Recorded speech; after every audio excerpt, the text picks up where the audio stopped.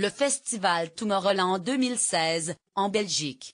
Jonas Rosenberg AFP. Cette immense et excentrique manifestation de musique électronique, qui accueille chaque année des centaines de milliers de visiteurs en Belgique, se déclinera en altitude lors d'une version hivernale qui se tiendra en Isère l'an prochain.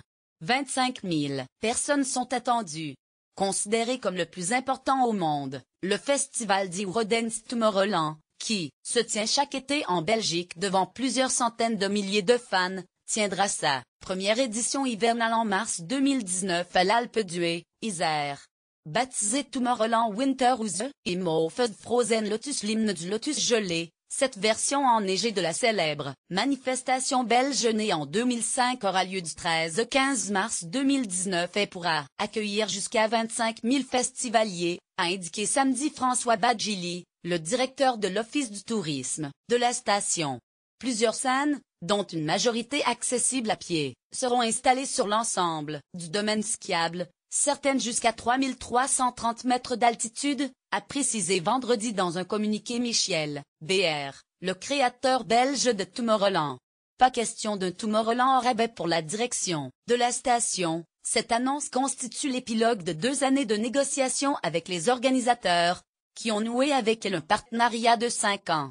Plusieurs autres stations de ski, européennes et françaises, dont Tignes, La Plagne ou encore Val Thorens, avaient également été approchées. Nous étions à la recherche d'un événement hivernal de portée internationale et pas forcément sportif. Les organisateurs de Tomorrowland souhaitaient de leur côté mettre en place une nouvelle version de la manifestation, à la neige. Nos projets se sont croisés, explique François Badjili. La principale difficulté a été de leur garantir que 25 000 lits seront disponibles en mars 2019. Sachant que l'Alpe d'Huez en compte 32 000, l'enjeu était énorme. Nous avons donc mené une série de réunions publiques pour convaincre les propriétaires de jouer le jeu, ajoute-t-il. Côté programmation, les fans de musique électro ne doivent pas s'attendre à un Tomorrowland au rabais, a prévenu François Badjili, rappelant qu'un festival électro majeur se tiendra au même moment aux États-Unis. Les passes seront mises en vente le 8 septembre prochain.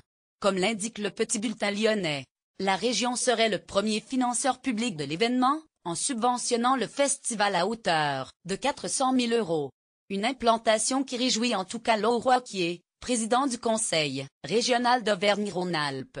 Le président des Républicains a réagi positivement à la nouvelle par communiqué. Tomorrowland Winter sera un événement culturel majeur du calendrier. Cette manifestation unique à l'échelle internationale s'inscrira également dans les priorités de la politique culturelle régionale et renforcera l'attractivité de la région pour la première édition hivernale du festival, avec plus de 360 festivals soutenus, dont 8 dépassant les 100 000 spectateurs. Auvergne-Rhône-Alpes se félicite de pouvoir accueillir les People of Tomorrow à l'Alpe d'Huez, l'une des stations les plus prestigieuses d'Europe.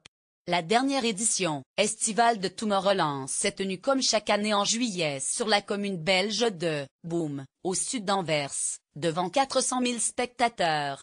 Le festival, qui s'était délocalisé par 2 fois hors de Belgique dans sa version d'été, aux États-Unis en 2013 et au Brésil en 2015, fêtera en 2019 son 15e anniversaire.